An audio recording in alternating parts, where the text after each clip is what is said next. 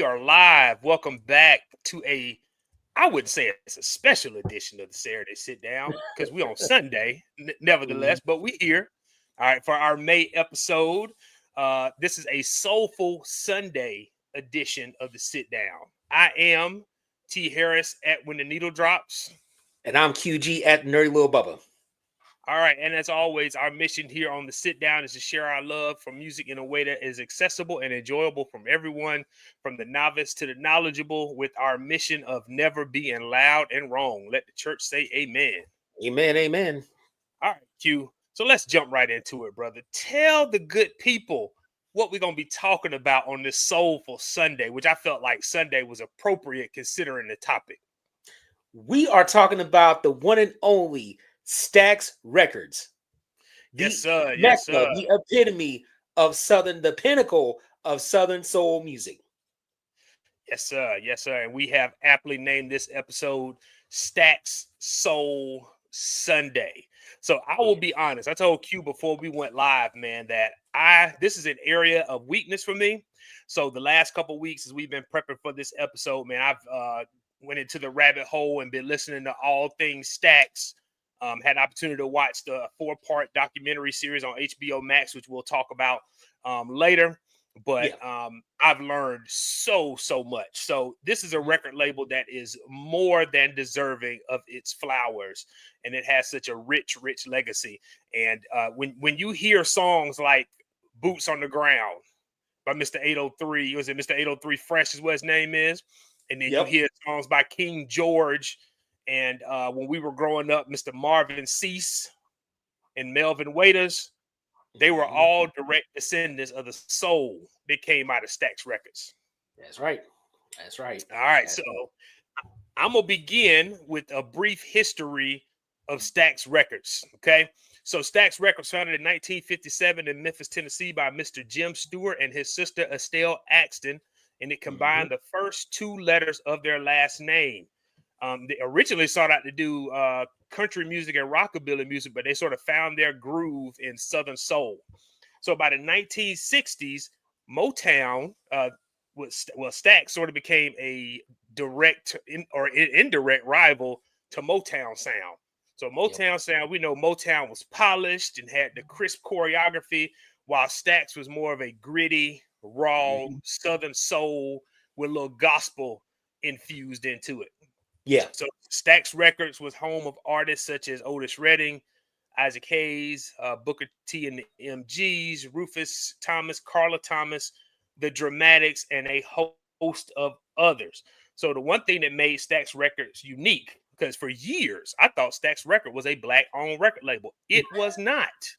It was not. Mr. Stewart and Miss Axton were white Southerns. They were brother, like I said, brother and sister. And what made them unique is the fact that their office staff, their studio band, their founders were all white. And we're talking about in the 1960s in the Jim Crow South.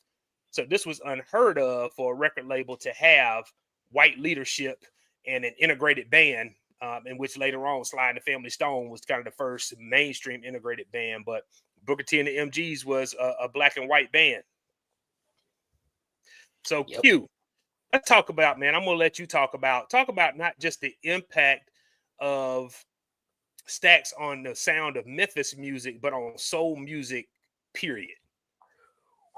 Where do I begin? I mean, you had it's like you said earlier, we're talking the late 50s, early 60s, where you had a label that had an integrated band making soulful sound.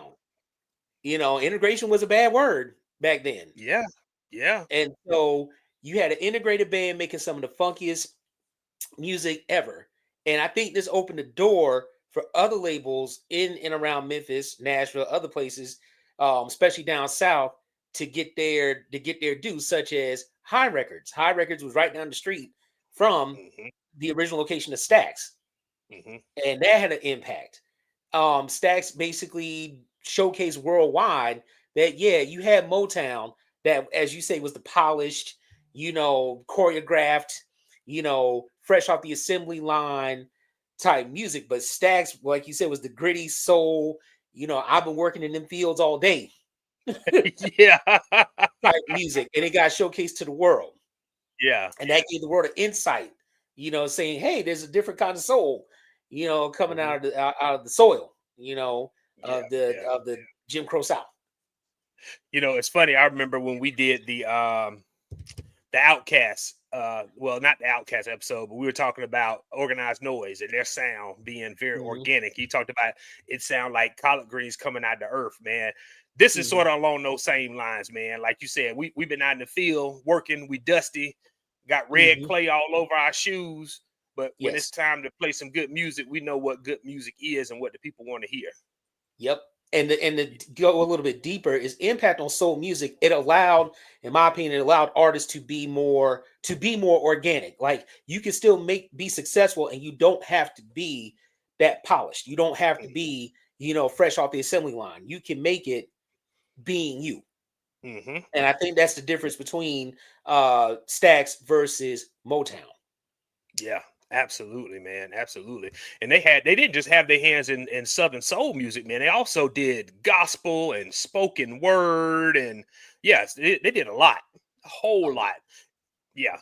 And they weren't just putting out just soul music, like you said, man. They had their hands a little bit in country music as well. So they had some Mhm. white artists on their roster too. Yep. Yep, they sure did. And it's amazing how everything started, Hmm. because it really all started because Jim Stewart wanted to be in the music business. Like he was already making music when Yeah. he came over for World War II. He was doing swing band type music, Hmm. but then he started playing around a little bit more and wanted to get in deeper. His sister had a record store in Memphis that was called Satellite Records. Hmm. And that's how they actually wanted to call the label Satellite Records, but there was already a Satellite Records, so they couldn't do that. Yeah. Couldn't do And that. so, then, as you Yeah. said, that's how they came up with the name Stax. Yeah. So, man, let's talk about the documentary. If you haven't had an opportunity to watch that documentary, I implore you to take a look at it. If you don't have HBO Max, ask somebody, can you borrow their password and username just so you can log in and take a look at this documentary? Yes. Even if you're not a fan of music, but you're just a fan of history, it Hmm. is extremely well done. It ain't just an hour. Like it's 4 episodes and they give you all the history and all the background and all the influence, man. So Yes. I was texting Q yesterday as I was finishing it up, man. Just some of the things that I saw in there were mind blowing. So Q, kind of tell us like some things that stood out to you about the documentary. We can kind of go back and forth on that. Ooh, where do I begin? So I knew a little bit about Stax before the documentary, just because again, I'm one of those people that I read the liner notes of albums. Remembering the first time I heard a Stax song, but not knowing it was a Stax song. Hmm. But some of the things that stood out in the documentary to me were, one, not realizing that Sam and Dave were never signed to Stax Records. Yeah, that one shocked me. Atlantic Records used Stax to create the sound, but they never were signed to Stax. Hmm. The second thing that stood out to me was when I think it's Al Bell, I think that was Hmm. his name. He became a vice president of Stax Hmm. and was able to help buy out Jim Stewart, even though Jim Stewart was still kind of on the scene. Yeah, That was unheard of exactly. at that point in time. Yeah. Three. Now I knew, well, based on the documentary, I knew Atlantic had distribution, and I knew that CBS had distribution also. What I didn't know, but I always wanted to figure out, how did Gulf and Western, and for y'all who may not know, Gulf and Western was a big conglomerate, and at one time owned Paramount Yep. Pictures. So I was like, how could they get their hands into the record business? And then they gave you the backstory, but Golf and Western didn't know how to handle a label like Stax, Hmm. And then four, the other thing that stood out was I knew about the distribution with Atlantic, but I didn't realize what Atlantic did post Oh Otis. man, So that was we got to do a deep dive on this here, because yeah. Q-Tip said it best. Industry rule number 4080: record company people are shady. Yeah. I had no idea just how shady things were, but it goes back to you have to read your contract. Exactly. Exactly. And like they said in the documentary, like Jim Stewart was a Southern gentleman. Like when you shook his hand and he signed that paperwork, he felt like he didn't have to read it. Like we got a good deal in place. Y'all good people. I'm a good person. And we're going to do business together. Not understanding what the word perpetuity meant, that it Right. meant forever. Atlantic Records has the rights to that music forever. And they cleaned them out. So Yes. When Otis passed in 1967, that dealt a hell of a blow to Stax because he Hmm. was, essentially carrying the label. Yeah. Well, 1968, the distribution deal came up with Atlantic, and instead of re up, Atlantic said, "I want all the masters." Yep. And they took every last master that was created between 1961, I believe, Hmm. up until that point, Yep. cleaned them out. Clean them out. So all the greatest hits albums you may see with Otis, Carla Thomas, Rufus Thomas, Booker T, and the MGs, Atlantic basically cleaned it all out Hmm. and made a lot of money off Oh of it. yeah. Yeah. And I don't think those artists got paid a dime. No. And Otis there's maybe, but not the rest of them. and they still making money. Think about all these Stax Records repressings they put out in recent years. Like Hmm. those artists ain't getting paid off those off that. Especially if it Unfortunately, was not. those early recordings, like you said. Hmm. The Yeah. only one I think that may still that is still getting some money from it is Otis Redding's estate, because I Hmm. believe that they fought with Atlantic to get the rights Okay. to Good. the music, Yeah. to his music. But for everybody else, no, they're not. They're not getting paid Yeah. at all. The thing that really, like, I had to pause it a couple times. So we talk about the initial deal with Atlantic, and then you talked about the deal with Gulf and Western. Shout out to Clarence Avant, because that brother, when you talk about a power broker and connecting black music execs and black artists with the right people, Yeah. Clarence Avant is the reason why they were able to broker that deal with Gulf and Western and pretty much like resurrect themselves as a record label. Yep. Yep. Yeah, so Agreed. shout out to the late great Clarence Avant. Like when you think of, I mean, Jam and Lewis, uh, Kenny and Babyface in L.A. Like, Mhm. yeah, he's also responsible for their careers as well. Like he was the man in the music industry and was making those deals behind closed doors, oftentimes demanding what was right for those artists and those execs. Oh yeah, not just the music, the record business itself. He was the reason why Dick Clark couldn't take over Soul Train. Hmm. But we'll save that discussion Yeah, possibly for another episode. yeah, absolutely. Yeah, we definitely gonna get into that.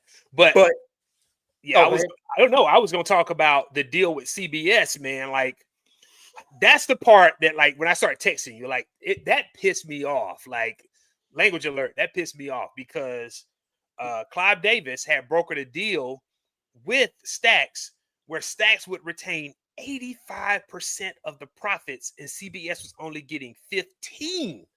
Hmm. So they, when the powers that be read that contract, they went ahead and closely linked Clive Davis to some criminal enterprise and got his butt up out of there. And next thing you know, Stax Records music ain't on the shelves anymore, and the artists ain't getting paid. And Well, within a couple years, there's no more Stax. because again, you got to look at what was going on at that particular time. CBS Records didn't sign a lot of black artists up They until did the not. 1970s. The Hmm. only one I could think of, um, well, Johnny Mathis, even Yeah, though some say, yeah, yeah. but like Sly and the Family Stone was probably the closest that CBS signed a black artist, even though he had an integrated band. But Hmm. CBS was not known for signing black artists until Clive Davis, became president, and he started, help Gamble and Huff with Yep, Philadelphia International, and now you bring in Stax. yep. But what CBS did was they wanted to buy or take over Stax, Hmm. and Stax refused to sell. Yep. So that's when they put a padlock on everything and wouldn't allow them to distribute any of their records. It was funny. Hmm. It was funny how the guy, I can't think of the gentleman's name, but he was saying he was one of their A&R people, but he worked with with the distributors. Yeah. And he was saying, I called my people in Dallas and Columbia, because they were distributed through Columbia technically. Hmm. And they were saying, no, we don't have any records. None of your records are going out. You know, so that just goes to show you That's big crazy. business doesn't become big business by playing nice. Yeah. And you know what was crazy about that? He said that there was a record pressing plant in Dallas. So there Yes, was no excuse. Like the records had been pressed. They were just sitting in the warehouse collecting they were sitting dust. in the warehouse. They were just sitting in the warehouse collecting dust. And man, I mean, if you talk about a label that ran into a streak of bad luck, Yeah. after Otis passed, it was Stax. I mean, we're talking, like I say, he passed. Atlantic took all their music. Yep. Gulf and Western didn't know what to do with them. They Mm-hmm. signed with CBS. CBS, wanted to take their label. They refused. Mm-hmm. And that basically, shot them, locked everything out on them to include the money. And Yep. then you have to talk about what happened with the bank. Yeah. So Estelle Axton worked for this particular bank in Memphis. Yep. It And was when like Stax it was started, like the Bank of Memphis. right. But Yeah. I'm not gonna say the specific bank's name, but Yeah. but Stax did a lot of business with this particular bank, a lot of business. Mm-hmm. And when things started, I don't know, they were working with this particular banker, and the banker got caught up in an embezzlement scam. Mm-hmm. And when he got caught up, they tried to say that Al Bell Yep. was in on it and used funds from the embezzlement to keep Stax afloat when they Mm-hmm. were having issues with Gulf and Western and CBS, Yeah. Which wasn't true which was not true. at And then all. Al Bell, luckily, he was found not guilty Mm-hmm. in court, but the banker was found guilty. Yeah. And the bank said, "We want our money," and came after Stax Mm-hmm. and took all their assets, Yeah. cleaned them out. Stax had to file for bankruptcy. By 1975, wasn't no more Stax. By Nope. 1980, the building that housed Stax Records was demolished. Mm-hmm. So the Stax Record Museum that's in Memphis is not the original one. Yeah. That was surprising to me. Like I didn't know that until I watched the documentary that that's not the original building. That it was rebuilt later on. Yeah. Mm-hmm. Man, so some of the things that stood out to me, we talked about, in depth about the industry and how shady the dealings were with this record label, but the genius of Al Bell, let's talk about him, man. Like goes from like a radio guy to being like their chief promoter to Mm-hmm. becoming vice president to ended up basically running the label. Yep. And like he was the epitome of resilient. Like anytime they got knocked out or got knocked down, he always found a way to get them back up until he couldn't anymore. Yep. Yeah. So I appreciated that. Their artists were well taken care of, man. These cats was making money. Mm-hmm. Money. Which plays into the reason why Stax Records was taken out. Exactly. Why the final blow happened? Because again, look at the conditions. Look at where we about, are. Yep, you got to think Look at about where where we you are. are. We're talking about Memphis, Tennessee, Memphis, 70s, Tennessee, 60s, and 70s. Yep. 60s and 70s, Memphis, same place where Dr. MLK met his untimely death. Mm-hmm. Same place where they had a protest because the fellas running the garbage trucks were not getting paid. Mm-hmm. So you have Memphis, Tennessee, and you have a place that is putting out soul music with an integrated band. The people, the artists are well taken care of to the point where they are showing their wealth to a certain segment of Memphis society. Mm-hmm. And as we all know, there's a certain segment of society that does not like to see certain people flaunt their wealth. Absolutely. I mean, we're talking, you had Isaac Hayes with a customized Cadillac similar to the one on Superfly, but even more decked out. I mean, the man had wood floors in the joint. Yeah. And fur. And I'm not just talking trash. Like that's a fact. That's real. That's real. He had wood floors in the joint and fur, like not fox fur, real fur. Yeah. Otis Redding owned a 300-acre farm and had his own airplane. Yep, in Macon, and it's still there. Yeah, it's still there. He's actually buried at that farm. Yeah, that's crazy. But the thing is, Jim Stewart wanted to keep Stax small. He did. Yeah, he wanted to keep it small, but Al Bell was like, "I see something greater." Mm-hmm. And he was the one that wanted to push it forward. I mean, could you imagine if Stax was able to maintain their momentum? Oh, I know, because they were killing it, man. They were killing it up until that thing with CBS happened. Like they were putting out hits, and we're not just talking about hits in the Black community. We're talking about hits that were going top 3, number 1 on the Billboard Hot 100. Like Yep. America was tuned in to what was going on with this record label. Yes, yes. And you also have to agree that had it not been for Stax, I don't think that Fame Studios in Muscle Shoals, Alabama, would have blew up either. Mm-hmm. Because they were there, They just weren't a label, but they were there crafting hits. But I think because Stax kicked that door open internationally, Mm-hmm. then it shined a light on some of these other places down south that were making music. Yeah. Because at one point, I think one point in the documentary, they said when you think about at that time, the centers of music were LA, New York, Chicago, Philly, and Memphis. Yep. Now that Memphis has been replaced by Atlanta. But Yep. Memphis is starting to make their way back. We'll talk a little bit about that later on, too. The thing we talked about, man, I started texting you about this, too. And I'm going to say this. It may be a controversial take. It may be a hot take. But Isaac Hayes deserved to be mentioned in the same breath as Stevie Wonder. He As does. far as a musical genius is concerned. The brother can write. He can produce.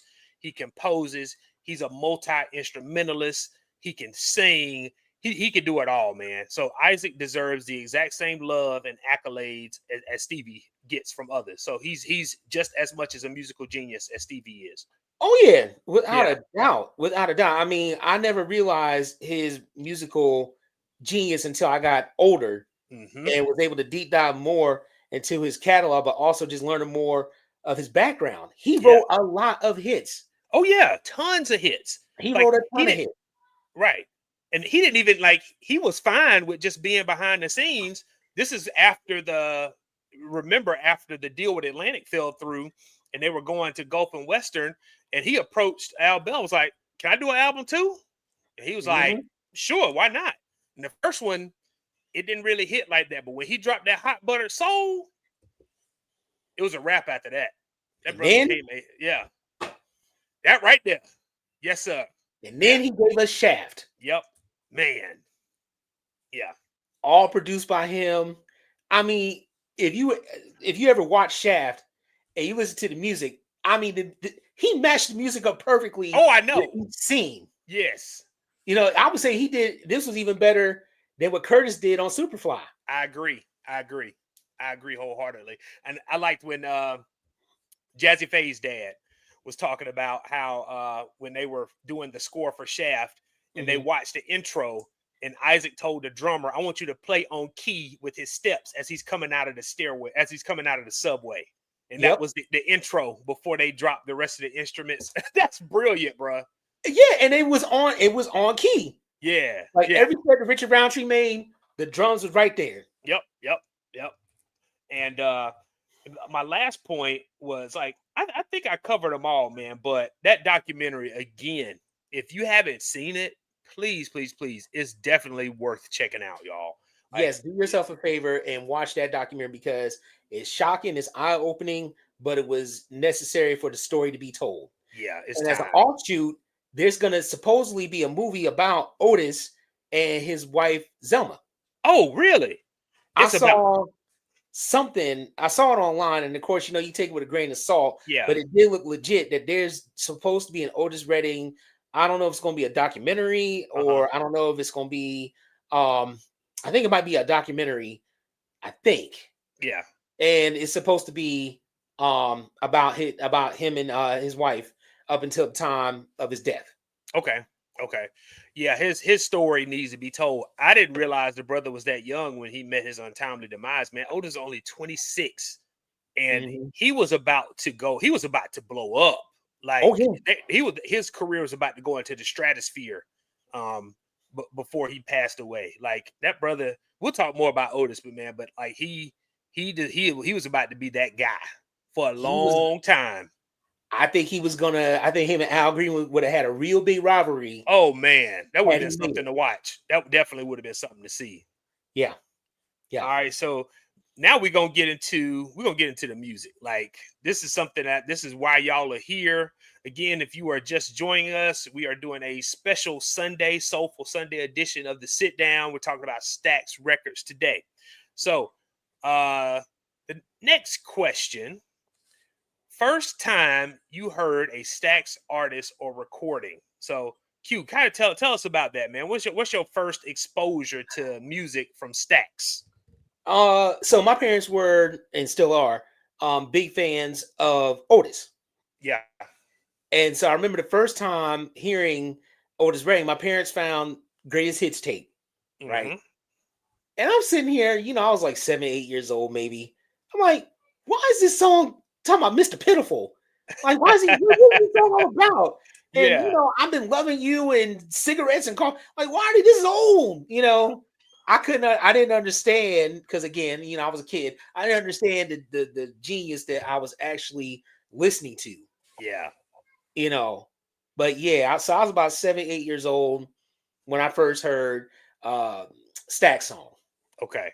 So I don't remember how old I was, but I remember being with my grandparents, and on the weekends they would have friends over. You remember back in the day, man, your grandparents had friends over, card Yeah. games or whatever. And the kids had to go in the back room, like that was grown folks' business. You ain't go back there once their friends was over. And I Right. remember clearly hearing Gene Knight's "Mr. Big Stuff" Hmm. for the first time. Like I didn't know that she was a Stax record artist, but my grandmother loved that song. Hmm. And she used to Hmm. talk. She used to talk a lot about Isaac Hayes all the time. Maybe because she probably had a celebrity crush on him back in the day, you know. Hmm. um, but yeah, Gene Nice missed the big stuff. And then I remember when BB and CC Winans did their version of "I'll Take You There," and Mm, Mavis sung on it. And mm, then hearing the Staples singer version of the song, and I was like, okay, yeah, this yeah. funky right here. It's a gospel song, but it's soulful too. And that's the thing. I never would have suspected that was a gospel song, but it really was. Yeah, yeah. I mean, that's one of the. I can't imagine what some of the traditionalists, when it came to gospel music, said when the Staples dropped. "I'll take you there." Oh, man, We may yeah, have to do an episode on that. yeah, for real, yeah, yeah, like secular gospel music. Yeah, we Yeah, I may think have we're to gonna have get to do an into episode that on that because yeah. for real. So we're gonna go in. We're gonna get right into the music, man. So Q and I are here tonight. We've already talked about the history, the cultural impact. We talked about the documentary, but you guys often tune in to watch us talk about our top 5 Stack Soul singles. And Q has given me the honor of kicking it off. So I'm going to kick it off. So my number one is from a group that I call the Southern Temptations, even though they were from Detroit, but they were signed to a Southern record label. Mhm. And this song was released in 1971 on the Vogue subsidiary label of Stax. And that is "What You See Is What You Get" by the Dramatics.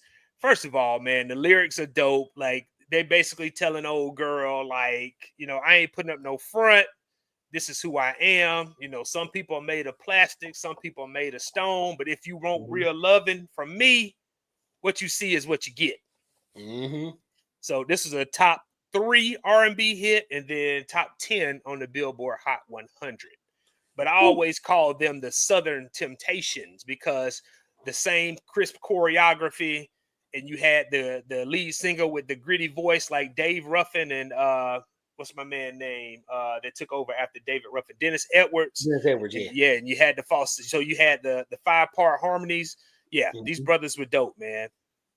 Yeah, and I mean the song just like the opening Yeah, just grabs you, yeah. That you know.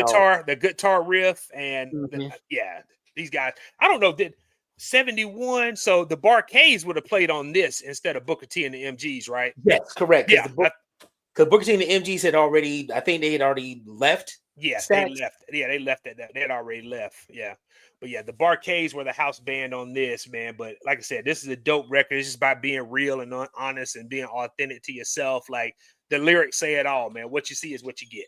Yeah, that's definitely a burner right there because Yeah. it gives you that mix of like it's kind of slow, but it's kind of Hmm. like funky at the same time. Yeah. Yeah. So that's my number one. Q, let me get your number one, man. What you got? My number one comes from a trio of gentlemen that were produced by one of the first female producers of the day. Song is entitled "Love's Maze" off of the album Love Maze. Hmm.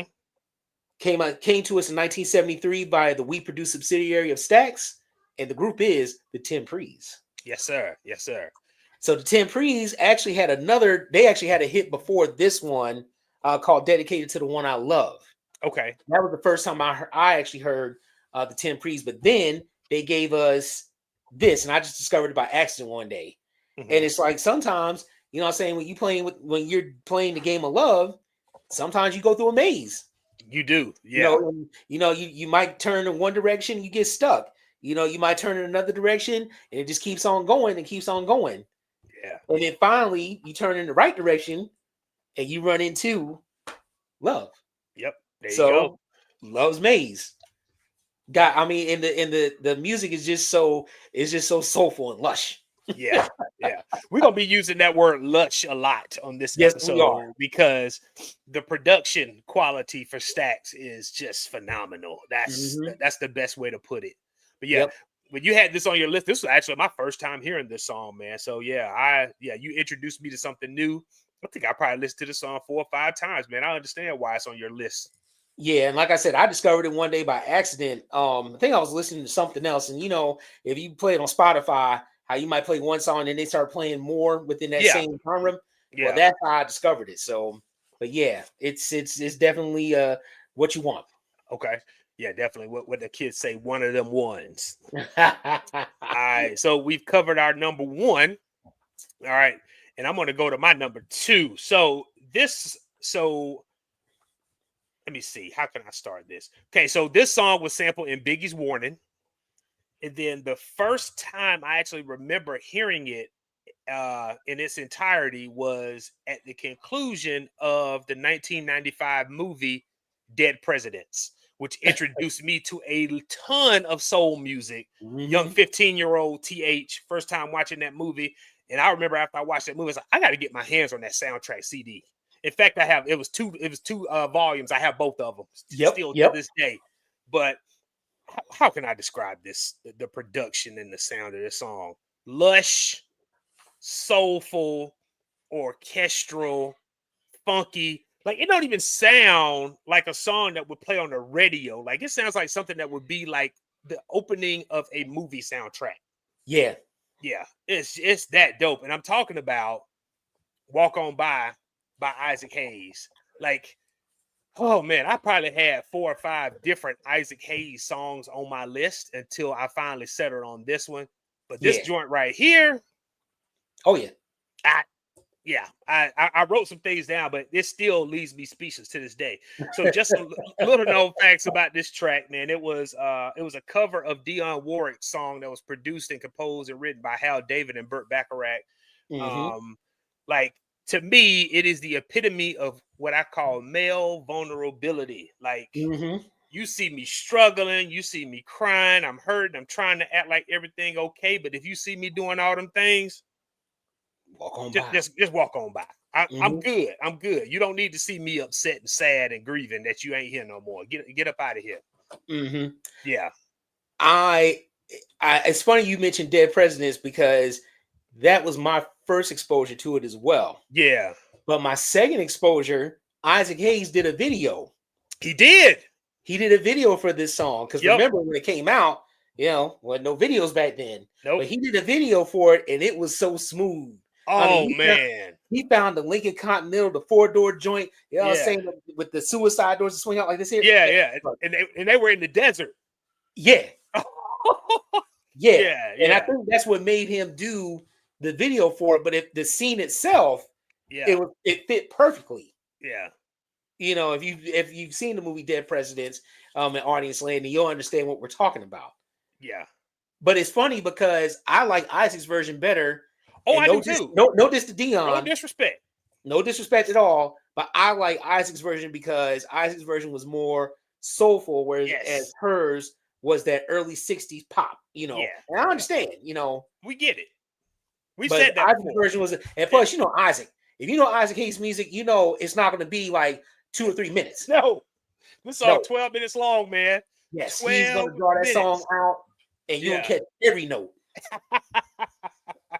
The instrumental, the opening instrumental, it's 5 minutes before he even starts 5 minutes, singing. yeah. Yeah. Yes. 5 minutes. 5 minutes. But yeah, man, this song, like you said, is dope. And I remember, you know what? I think this was back when they started doing like end credits at the end of movies. And I remember Yeah. after I didn't we didn't have that, this was still with VHS. So at the Mhm. end of Dead Presidents, if you keep watching, they showed an updated version of the video, and they brought out that black Lincoln Continental, and it was him and Lorenz Tate and Chris Tucker in the car riding through the desert, like Yep. bobbing their head to this joint. Yeah. Yep. They sure Yeah. did. Yeah. I remember that. But Hmm. yeah. So a quote I found to describe this song said that this song broke the mold for black soul artists. It showed that soul music could be expansive, orchestrated, and the last piece is important because you're gonna see so many black artists come out with these type of albums in the 70s, concept driven. Yes. Yeah. So Yes. you got to remember, Hot Buttered Soul predates What's Going On, Here My Dear, and then Stevie's Classical Period. Yep. Yep. Yep. Yeah. So we talked about this earlier if you're just tuning in, but Isaac Hayes deserves his flowers just as much as all his contemporaries that were on some of the larger imprints. He Yes. is a musical genius. Period. Period. Yeah. All right. So that's my number 2. Q, you ready for your number 2? I am ready. So this one came to us in 1967. It is a duo um uh song. Um Basically you have Carla Thomas, you have Otis Redding. Put them together, they put out an album called The King and Queen. The song is called Tramp. I love this song, man. They was talking trash to each other too. And that's why I like this song. Now, Yes. now the first time I heard this song was not by Otis and Carla, Nope. but actually was Salt and Pepper. Yes. Because Salt and Pepper had a song called Tramp off of their 86 album, Hot Cool Vicious. Yeah.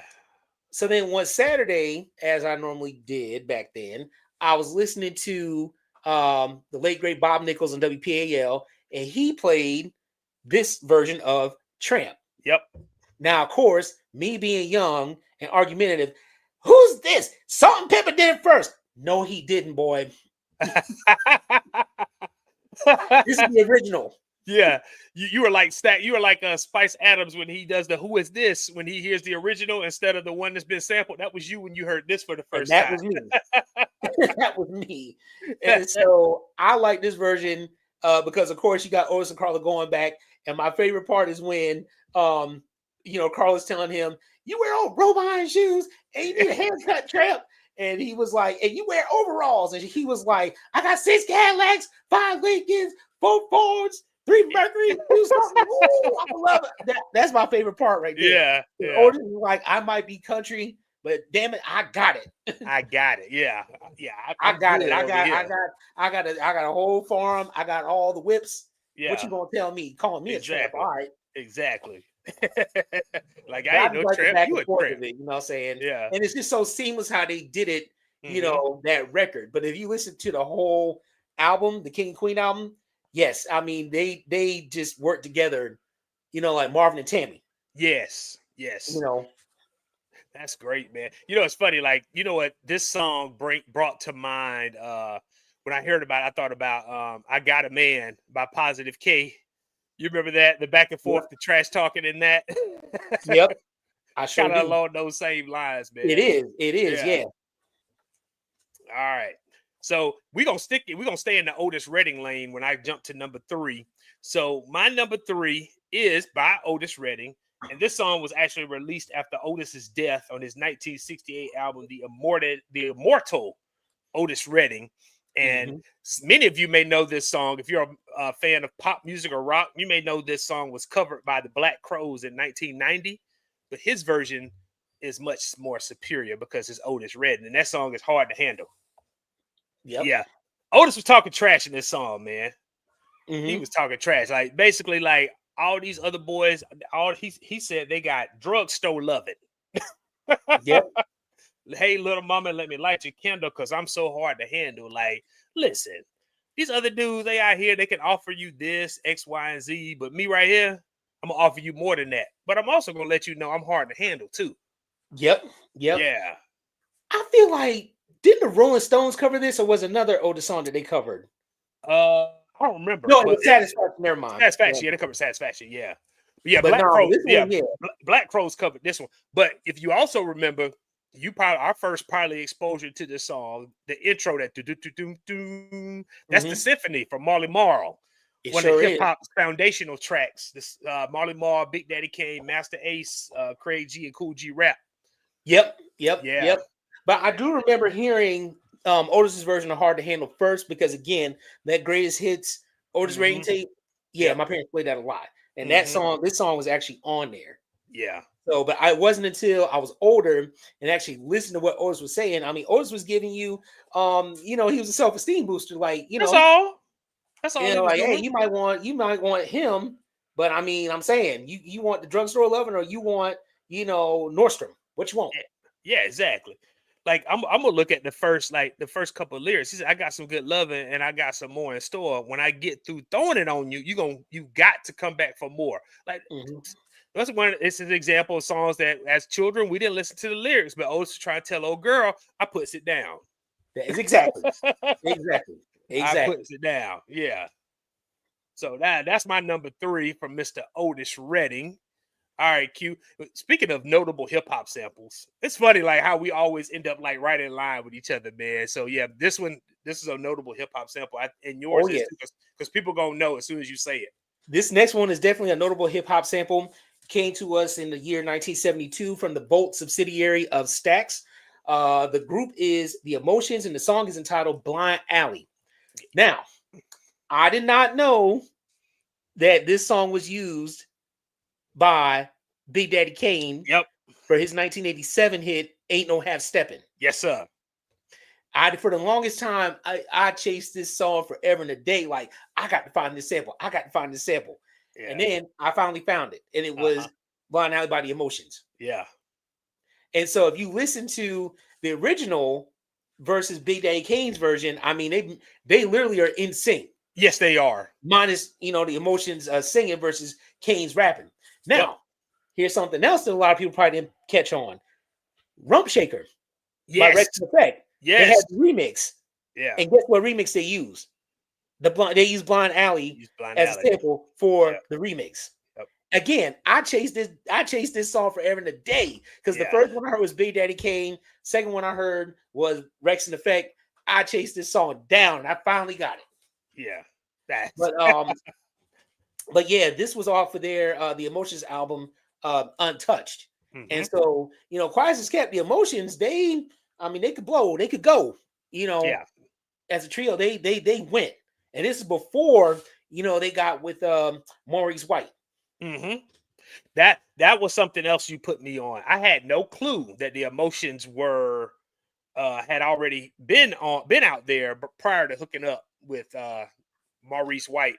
And what was his label with CBS? What were ARC, that? American ARC, Recording the Corporation. American Recording Company. Yeah, that's them. Yep. Yeah. Yeah. So yeah, so Blind Alley, I mean, you can't go wrong with it. And if you listen to the lyrics, she's just like, you just lead me down a blind alley. That's it. Yeah.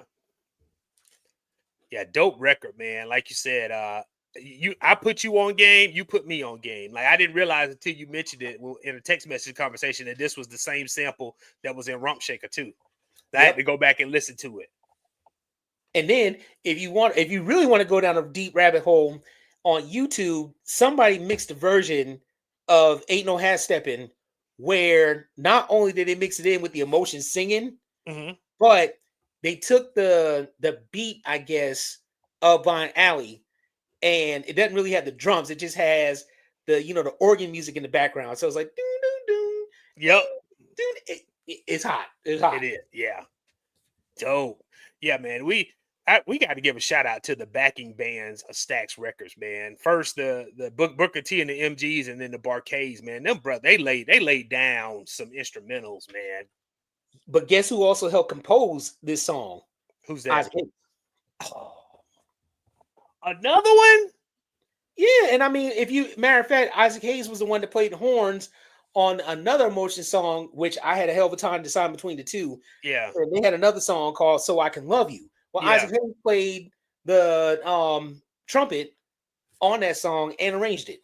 That's crazy. Yeah, man. Again, musical Isaac Hayes is a musical genius. That's if you Yep. walk away from anything from this episode, if you're watching or you catch the replay later on, please put some respect on Isaac Hayes' name for real. Sure. All right. So we're gonna go on to my number four. So my number four, I was surprised to find out that this artist was one of the few white acts that was signed to Stax. And if you hear her singing, you have no clue. But Hmm. this song is from her 1968, actually 1968. I call it a tribute to a good man. And she starts out, she's talking about how he can dance, but not only can he dance, but he's also just a solid gentleman. And that song is "What a Man" by Linda Lindell. Mm. And if you know Salt and Pepper's "What a Man," you've heard this song because basically the same lyrics that Linda Lindell sings in this song, In Vogue sings on the hook, including the ad libs. Oh, Yeah, I yeah. learned So something new. yeah, so it got some gospel in it, man. Call and response. Unfortunately, Linda Lindell, this was the only hit she had with Stax because her being a white Southern artist, she caught some backlash from white supremacists who didn't like the fact that she was a white artist on a black record label and she was also singing black music. So she basically disappeared off the scene for years. Mm. And then when Salt and Pepper came out with "What a Man," that sort of brought her back to the spotlight when people recognized the song and the sample. But Wow. yeah, but if you didn't know if you didn't know who Linda Lindell was, like I said, you would think she was a sister. No, she's a Southern white lady who just got some soul, man. That's as simple as that. I never would have, because when I saw you, when we were looking at the list, I was kind of like, "What a man, Linda." I had never heard of it until I Yeah, was like, "Okay, yeah, okay, yeah. okay." So that's an interesting fact, little known fact about Linda Lindell, one of the few white artists that was actually signed to Stax Records. And this was, like I said, this was her only notable hit after she received backlash from her community. Hmm. She basically stepped back from Hmm. music for a long time. Yeah, and I hate that because she could have been very successful. Like I'm thinking along the lines of Tina Marie. That's the first person that popped in my mind as soon as you said that. Hmm. As soon as you said that, All wow, right. Yeah, man. Crazy. So again, every time you watch the Saturday Sit Down, you might learn something. that's right. We tried to teach. Yeah, try to Teach one, teach you teach too. one. Exactly. All right, you give us a number four, man. All right, so my number four, we already talked about this artist extensively, and we also talked about his propensity for making super long songs. Now I'm going to jump right into it. This one came to us by way of the Enterprise label, which was going to be the original name of the label. Or no, they were going to name it Enterprise because they couldn't name the label a Satellite. Mm-hmm. But anyway, um, Enterprise record subsidiary of Stax Records, April 1970, the Isaac Hayes movement, I Stand Accused. Now, you talk about a super long song. This song, I believe, is almost 11 minutes long, Yeah. and you don't hear Isaac saying anything for the first 5 minutes. Yes. And then when he does say something, he starts talking like, hey, baby, he goes into this long rap. Yeah. And not rap as rhyme rap, but they You just called say, it rapping back in the yeah. 70s where they talk. Exactly. And he went to the long rap, and then all of a sudden he finally says, stand accused. And that song was just long, but I love every minute of it because again, you're gonna hear every single music note Yes. that Isaac produced, Yes, you are. start to finish. Yeah, But he just was. be prepared, because the song is long. Like I actually have the album downstairs, and the whole album I think had maybe 5 tracks. It does, yeah. Because this song right here takes up like almost all of side one. Pretty much. Pretty much. Like You all know the what? songs on I there think were you like, gifted. I think when I first started collecting, you gifted me a copy. You had an extra copy of this one, Isaac Hayes yeah. Movement. Yeah, yeah. I mean, all the songs on that album are no less than 8 minutes. Oh gosh, no, yeah. Yeah. Hey, But listen, that's if you're a vinyl collector and you have any Isaac Hayes in your collection, you know that each of his albums might have no more than 6 songs on it. right. Because every song gonna be at least 5 minutes or more. At least. So that means, but that goes to show that people had long attention spans back then versus now. Hmm. But yeah, it's a mighty long song, but it's soulful. It's Yeah. definitely what you want. I was thinking to myself when I was looking at some of Isaac Hayes' songs and how long they were, I was like, Isaac Hayes is the reason why they got radio edits now. Actually, you're not too far off. I know, man. Like the record label's like, we can't put this 12-minute joint on the radio. No, especially Yeah. not now. Well, No, not even in the mid-70s, you not couldn't even. do it. So No, you couldn't. yeah. So yeah, man, this is another dope Isaac Hayes song, man. I like I said, brilliant musician, composer, songwriter. He could do it all. He could do it all. Yes. Yes. All right, so we are already at our number 5, man. So I'm gonna finish off the list, and this song, I like again. This one of my favorite '70s groups. I could have chosen several songs of theirs, but I decided to go with "I'll Take You There" by the Staple Singers. This is one of the first Stax Records songs that I remember. Funky. That's all Yes, I'm gonna it is. say, man. Golly, like I'm talking about like hot dog water stanking, just funky, just real funky. Not funky with a U, funky, Fonky. Like I learned, interesting thing I learned about this song. The Barcades were in the backing band on this. This was Muscle Shoals, man. Yep. Yeah, Yep. the Muscle Shoals rhythm section. Uh Pop Staples on that bass guitar on this joint, dude. Mm-hmm. Yeah, you can hear it underline the whole time. Do do the whole time, man. Uh, I sometimes wonder if this isn't really a gospel song. And the yeah. reason why I say is because if you listen to the opening lines, I know Hmm. a place where ain't Yeah. nobody crying, ain't nobody worrying. Hmm. Ain't no So, smiling faces, lying right. to the races. Yeah. I always wonder if they're like if it was a double entendre, like it's an R&B song, but it's talking about heaven. Yeah, it could be. Could be like heaven, salvation, optimism. I mean, shoot. I mean, we're also, this is what, early '70s when this release. I think the '72. Yeah, Yeah. '72 when this release. So we're talking post Dr. King being killed and Hmm. folks realizing that the dream that Dr. King had for them wasn't actually all that. You know what I mean? Nope. So I'm wondering if this song was sort of like basically saying this is the place.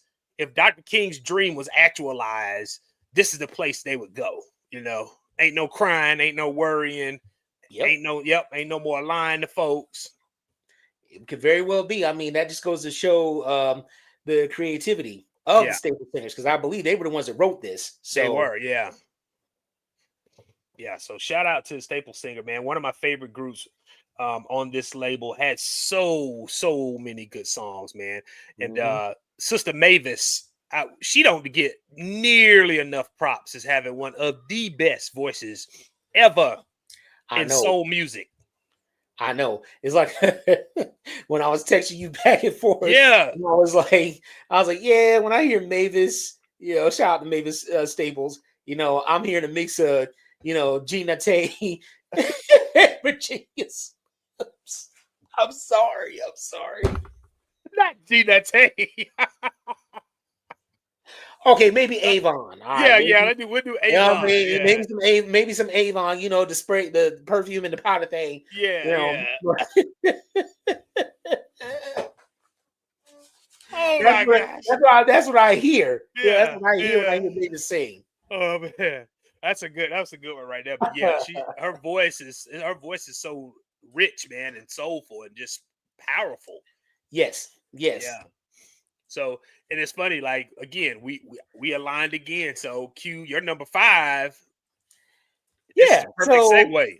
we're gonna segue into my number 5, which is Miss Mavis Staples, Yeah. who gave us the classic her spin on "House Is Not a Home." Yes. This came to us in 1969 via the Volt subsidiary of Stax. Now we got it. Now this song was not the original version. The original version was done by Miss Dionne Warwick Yep. Yep. in the early '60s, and Yeah. of course it was produced by Burt Bacharach and Yeah. Hal Davis. But then guess who else decided to do it? Luther Luther. in 1981, Yeah.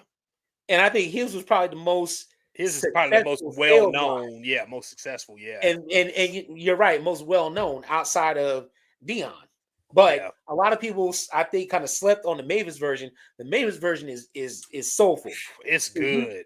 if you go on YouTube, once again, if you go on YouTube, there's a old Soul Train episode where Mavis performed this live. Mm-hmm. She wasn't singing, doing a voiceover. She wasn't, the band wasn't behind her, but she was singing to a studio track. Yeah. She wasn't lip syncing. Yeah. She's actually singing. She was actually singing. So, on Soul Train, you had to be the best of the best in order to sing live. Mm-hmm. And she was one of the ones that got to sing it live. Yep. Yep. So yeah, you can't knock this track. A chair is not a chair, Yeah. The best way to describe her version of the song is like it's almost haunting, man. Like Mhm. just the way she sings it and her tone of her voice. Yeah. Yeah. Yeah. You're right. I definitely dig this version. Haunting is a good way to describe it, and not necessarily in a bad way, but it's definitely in a way that's going to grab your attention. Yeah. Absolutely. Hold on. Yeah. So yeah, man, we've already cleared our top 5. So let's just go back and review where we left, where we are. Again, you are tuned in to the Stax Soul Sunday edition of the Saturday Sit Down, and we are talking about Stax Records. So my 1 through 5 were "What You See Is What You Get" by the Dramatics, "Walk On By" by Isaac Hayes, "Hard to Handle" by Otis Redding, "What a Man" by Linda Lindell, and "I'll Take You There" by the Staple Singers. And my 5 are "Love's Maze" by the Temprees, "Tramp" by Otis Redding and Carla Thomas, "Blind Alley" by the Emotions, "I Stand Accused" by Isaac Hayes, and "House Is Not a Home" Mavis Staples. All right, so let's get into our honorable mentions. Q, I'm gonna let you go because most of our honorable mentions were shared, so I'll let you share what was on your list because I agreed with almost every single one of them. All right, so my honorable mentions are "Walk On By" by Isaac Hayes, "Funky Chicken" by Rufus Thomas. Yes, sir. I think that was probably like the black folk, party classic of the early 70s. Yeah. "So I Can Love You" by the Emotions. All right. "Respect Yourself" by the Staple Singers. Mm-hmm. "Who's Making Love" by Johnny Taylor. Yes. I had a hard time. I wanted to put this in the top 5, but I was like, I don't quite know how I'm gonna do this because I wanted to cover some of the other artists. Yeah. But yeah. This is a juke joint jam right here. You know what was crazy about this song? To find out in the documentary that was actually written by a woman. Yep, By one of their female writers. That's crazy, man. Well, because she was like, got to let you know, yeah, you might be out here doing your thing, but we out here doing our thing too. Exactly. Yeah. So, "In the Rain" by the Dramatics. This is one of my favorite songs. Yes. And finally, "Woman to Woman" by Shirley Brown. Now, for that song, that one was actually not produced by Stax per se, but an offshoot they started called Truth Records, which was started because of the whole CBS issue. Yep. That song went on to sell 1 million copies. Yeah. That was their last notable hit. And it spawned an answer record to it because, in the beginning she says, "Hey, Barbara, this is Shirley." Yep. Well, Barbara Mason Yes. came out with her version of "His Woman to You." Yes. So, and then the song was also covered by a country singer named Barbara Mandrell. I didn't know that. I didn't know she did a cover. Again, that Wow.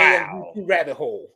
Wow. I was looking at something and it popped up. And yeah, she did. Barbara Mandrell did her own version of "Woman to Woman," but it was like that 70s country pop funk thing they had going on back then. Yeah. So yeah. So my honorable mentions had 3 Isaac Hayes songs: "Do Your Thing," The Look of Love, and Ike's Mood 1. Ike's Mood 1 ain't nothing but instrumental. Like the beat changes like 3 times. That whole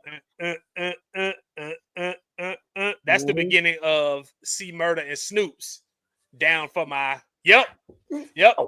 Yeah, shout out to Beats by the Pound, because man, when I tell you they took that little segment of that song and turned that into a club classic. Certified. Yes. And the staple singers, Come Go With Me, and then Eddie Floyd's Knock on Wood. And then I also had the Barkays Son of Shaft on there too. So those are my honorable mentions. So now we back to one of our favorite segments of the show. It's been a while since we've done this.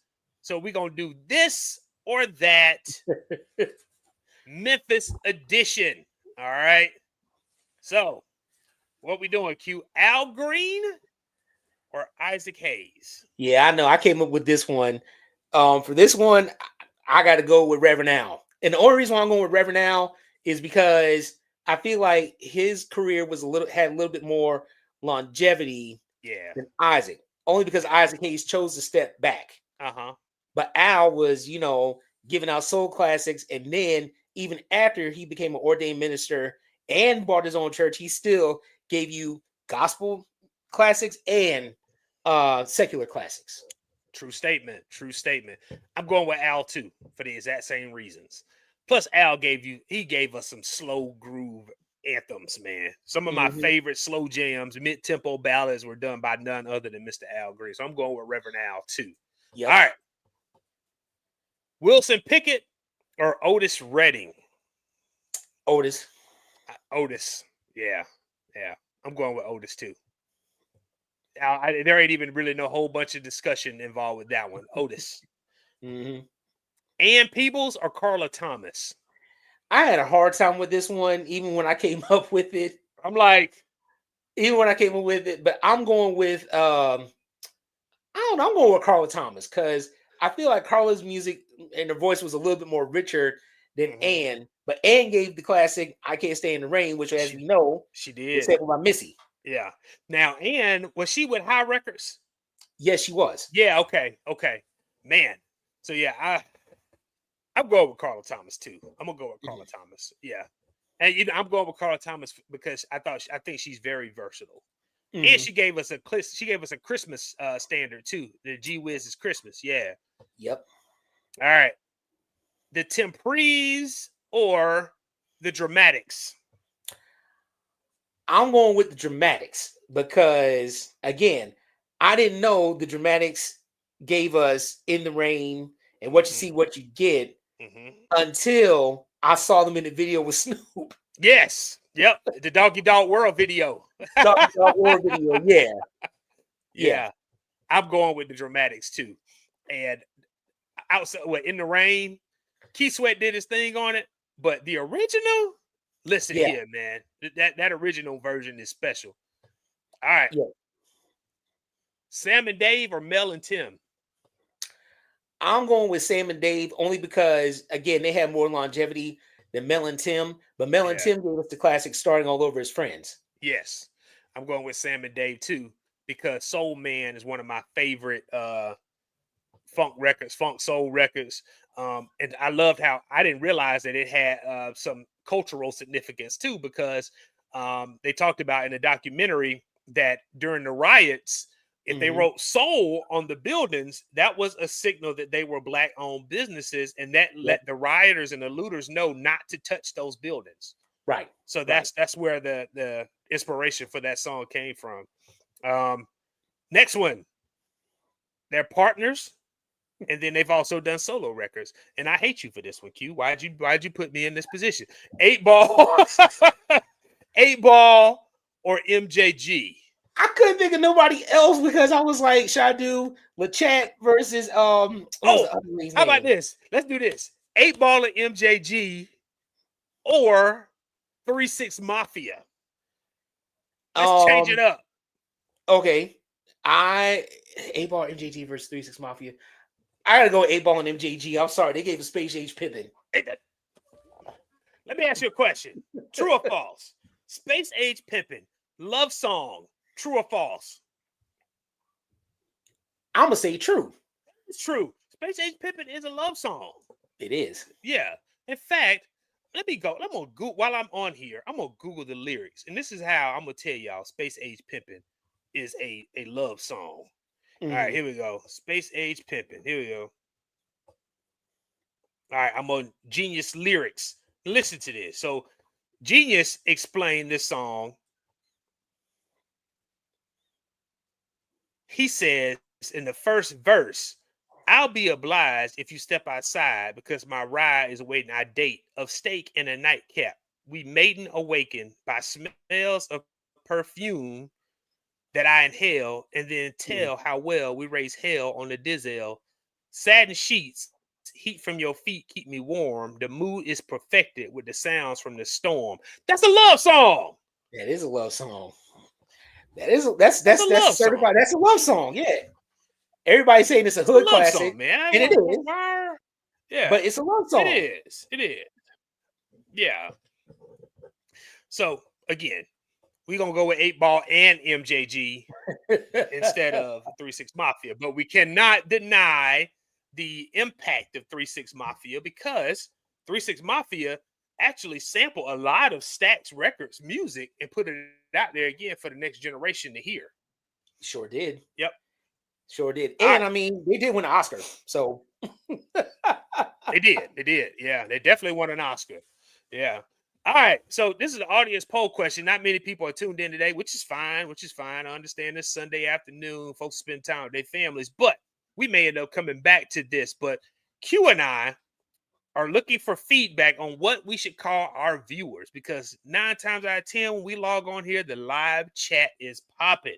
So if you happen to tune into the replay, we got some ideas on some names that we were going to ask you and poll you what you think you should be referred to as. Should you be the sit down crew? Should you be sit down nation? Should we just not have a name at all for y'all, or just provide us with some feedback on some name choices? Like give us some yeah. names. We want to show y'all some love because y'all constantly show us love. So we Mhm. want to come up with a name to refer to our viewers. So if you happen to catch the replay, I'm also going to put a poll question on the Yeah. Saturday sit down in the Saturday sit down stories as well, and ask our supporters what should we call it? What should we call y'all?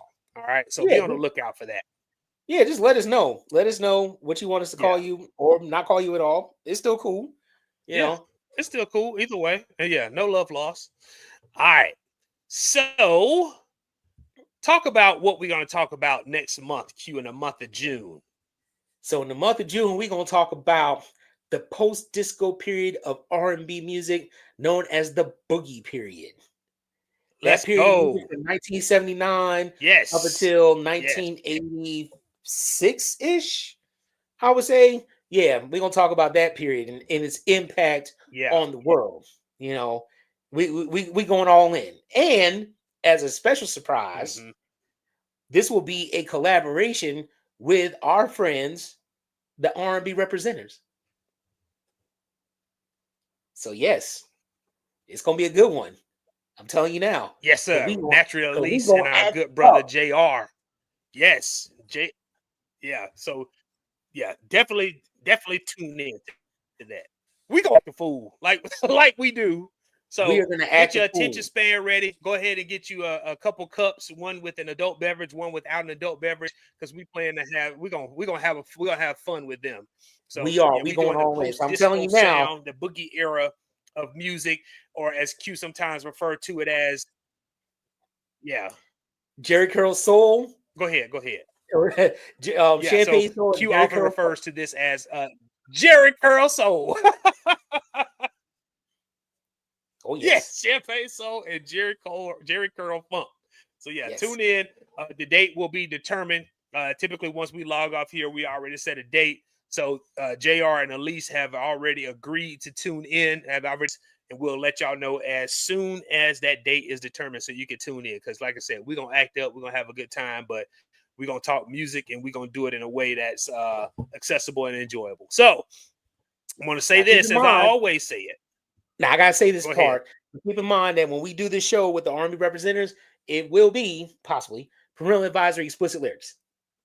Yeah, possibly. Yeah. So just put that warning out there. Okay. Putting that warning out there. Yeah. So, as always, tell your mama, tell your brother, your sister, your grandma, grandpa, we are 55, no, excuse me, 45 followers away from reaching another landmark. So, we're at 255 followers on YouTube right now. So, we're looking to hit that next landmark of 300. So, tell your folks to subscribe, follow, like, share the Saturday Sit Down on YouTube and Instagram. Okay. Um, Recently, a lot of our content has been going to YouTube in the form of not just these live shows, but we also post clips of some of the commentary from each episode.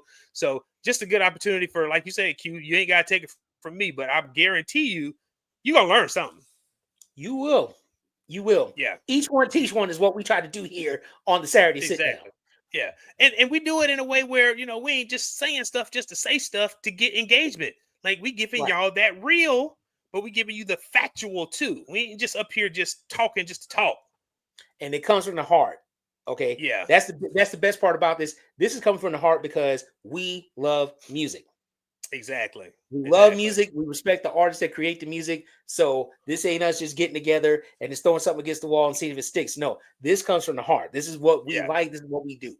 Yeah. Q, show the people, man. When you got yours right in front of you, man. When we do these episodes, there's research involved, people.